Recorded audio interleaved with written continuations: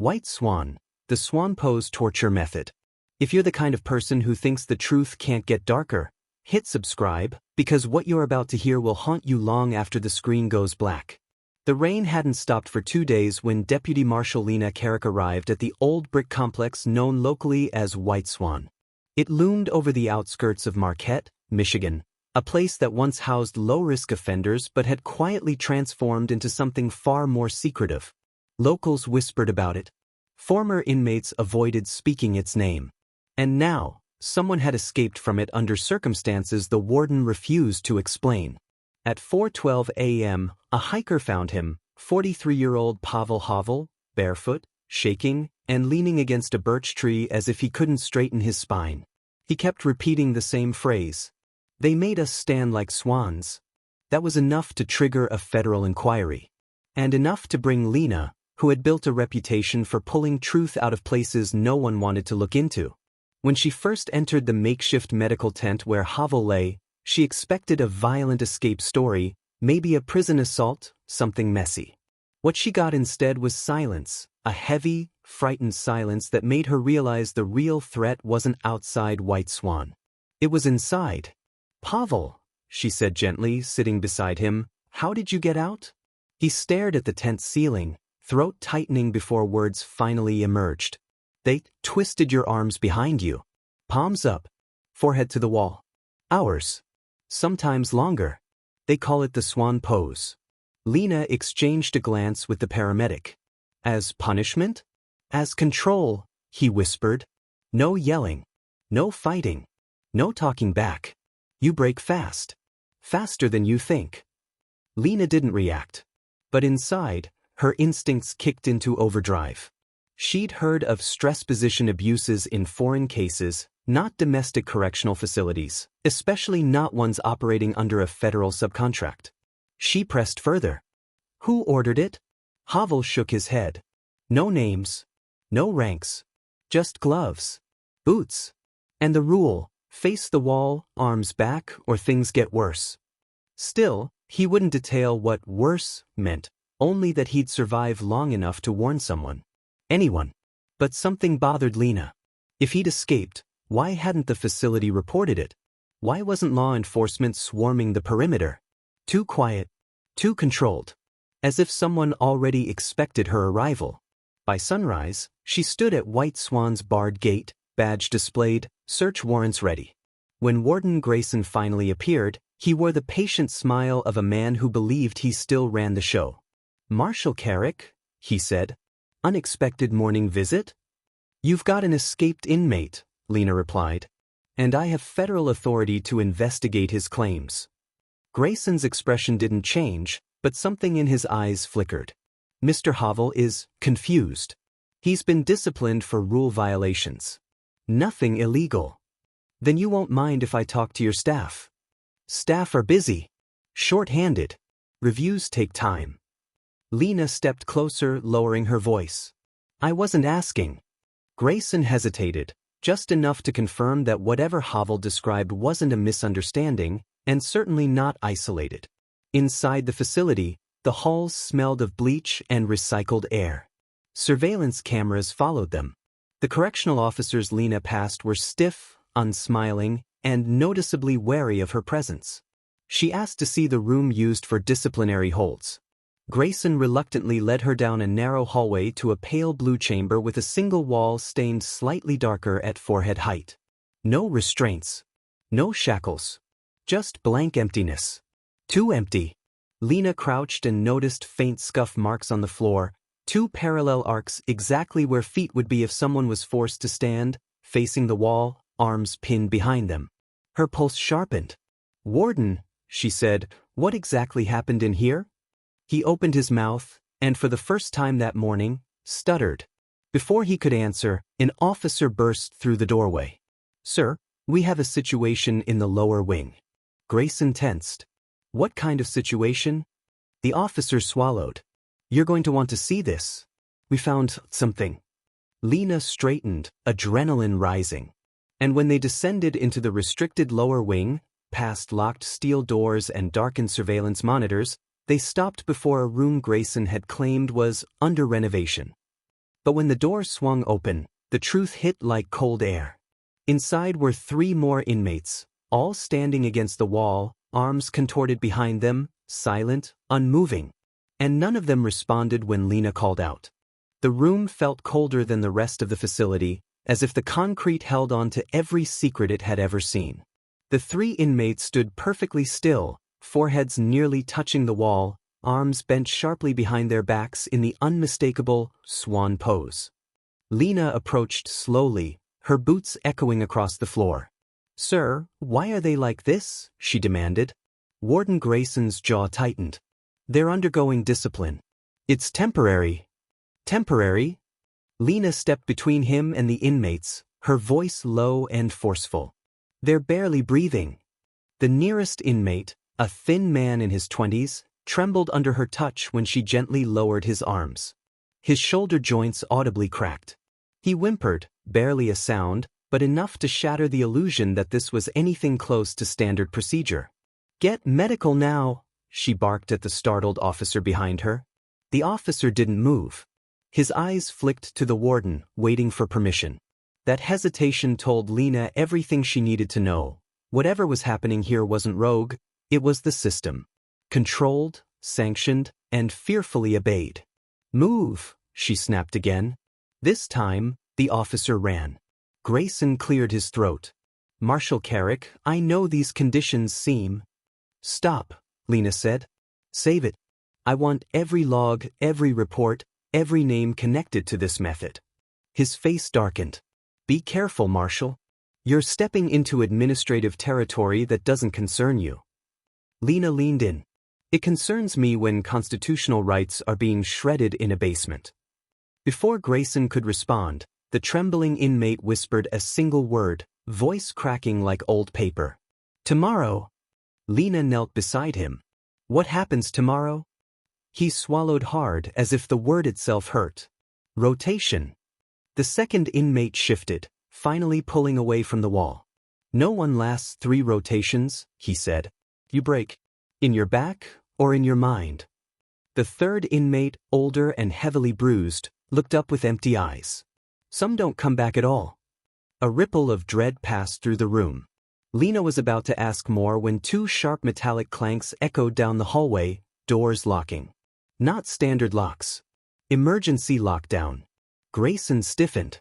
"This interview is over." "Facility protocol." "What triggered it?" Lena demanded. But she already knew. Someone didn't want her digging further. Someone had pulled the alarm to separate her from the inmates, the evidence, the truth. "Follow me," Grayson ordered. "We need to get you to a secure area." She didn't trust him, not for a second. But staying in the lower wing during an unannounced lockdown was worse. She motioned for the injured inmates to remain seated and hurried after him, hand brushing the grip of her sidearm. As they climbed the narrow stairwell, Lena saw something that made her stop cold. The camera above the landing, small, black, older than the others, was fixed directly on the basement hallway. But its red indicator light wasn't blinking. It was steady. Recording. For how long? And who was watching? "Warden," she said, pointing, "that camera isn't in your surveillance logs." He didn't turn. Didn't slow. Not all cameras are meant for staff visibility. "What does that mean?" "It means White Swan has eyes that even I don't control." That made no sense, unless someone higher than the warden was running operations in the shadows. They reached the administrative floor, where the officers stood tense, whispering into radios. When Lena approached the main station, she caught a fragment of a transmission. "Check cell block C. We may have another collapse." "Repeat, another collapse." Collapse. The word gnawed at her. Was this what Pavel escaped to warn her about? A pattern of inmates breaking physically and mentally until their bodies simply gave out? Before she could question further, an officer rushed in holding a tablet. "Warden, you need to see this." The tablet displayed security footage, grainy, darkened, time-stamped just 2 hours earlier. It showed a guard escorting an inmate down a corridor toward the basement. The inmate stumbling. The guard pushing. And then, without warning, the guard stepping back as the inmate collapsed to the floor, unmoving. Lena froze. "Is he alive?" she asked. Grayson didn't answer. His silence was worse than any confirmation. Then the guard on the footage did something impossible to ignore. He looked directly into the camera, lifted a gloved finger to his lips, and made a long, deliberate gesture. Lena's blood ran cold. "Who is that guard?" she asked. The officer holding the tablet swallowed hard. "Ma'am, he's not in our system." Lena stepped closer, eyes narrowing. "So who the hell is he?" The officer hesitated. "Marshal, we don't know." Lena stared at the still frame, the gloved hand, the emotionless stare. Whoever that man was, he wasn't just part of the abuse. He was orchestrating something far bigger. Something hidden behind the official structure. And as the lockdown lights flashed red across the corridor, Lena realized the truth with chilling clarity. White Swan wasn't out of control. It was operating exactly as intended. The emergency lights washed the halls in deep red, pulsing like a heartbeat as Lena Carrick pushed past officers who suddenly looked more afraid than authoritative. Somewhere inside this building, a man with no name, no record, and no official status was enforcing a punishment designed to break people without leaving a trace. And he wasn't hiding anymore. He wanted to be seen. Lena followed Grayson into the administrative conference room, but she didn't sit. She stood by the door, hand poised near her holster, eyes locked on the warden. "Tell me everything," she said. No more half-truths." Grayson looked exhausted, like a secret he'd carried far too long was finally crushing him. "White Swan was never supposed to be a standard facility," he murmured. "It's a program. A test site." "For what?" Lena demanded. He hesitated. "Behavioral compliance." "Meaning torture." His silence confirmed it. "Who approved it?" "That's above my clearance," he whispered. "Higher than the Bureau of Prisons. Higher than state oversight. Contractors. Private intelligence groups. I don't know their names, only that they send men like him." "The man in the video," Lena said. "The one who murdered an inmate." Grayson nodded once. Before Lena could ask more, the conference room phone began to ring. A slow, echoing ring that made the hair on her arms lift. Grayson didn't move. "Answer it," Lena ordered. He reached for the receiver with trembling fingers. "Warden Grayson." A low, calm male voice crackled through the speaker. "Warden. Put the marshal on the line." Lena took the receiver. "This is Carrick." "Marshal," the voice said, smooth, unhurried. "You've seen too much." "Then come upstairs and talk to me," she snapped. A soft chuckle. "No. I don't climb stairs. I prefer the lower levels. Cleaner down here." Her pulse kicked. "Who are you?" "Someone who maintains order. Something your badge prevents you from understanding."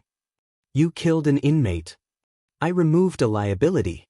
"Same thing you do, just in a different uniform." Lena gripped the phone tighter.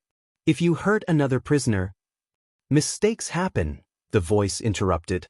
"But you're right. We don't want more collapses. That draws attention. Today's lockdown is merely a correction." She froze. "Correction? Where are you right now?" she asked. "No need to rush," he replied. "You'll find me soon enough. I've left you a trail." Then the line went dead. Lena turned to Grayson. "You know where he is." His eyes darkened. "I think he's in the sub-basement." "I thought that level was sealed." "That's what I was told," he said quietly. "But I've never been allowed down there." Within minutes, Lena descended with a tactical flashlight and 2 officers she insisted on choosing herself, the only ones who had shown genuine panic for the inmate's safety. They reached a heavy steel door marked B3. Not on any of the blueprints she'd been shown. Scorch marks lined the edges where someone had welded it shut long ago and recently reopened it. Lena exhaled, steadied her grip, and pushed the door open. The smell hit first, disinfectant mixed with old concrete and something metallic. The beam of her flashlight cut through the darkness, revealing a narrow hall lined with small rooms. Not cells.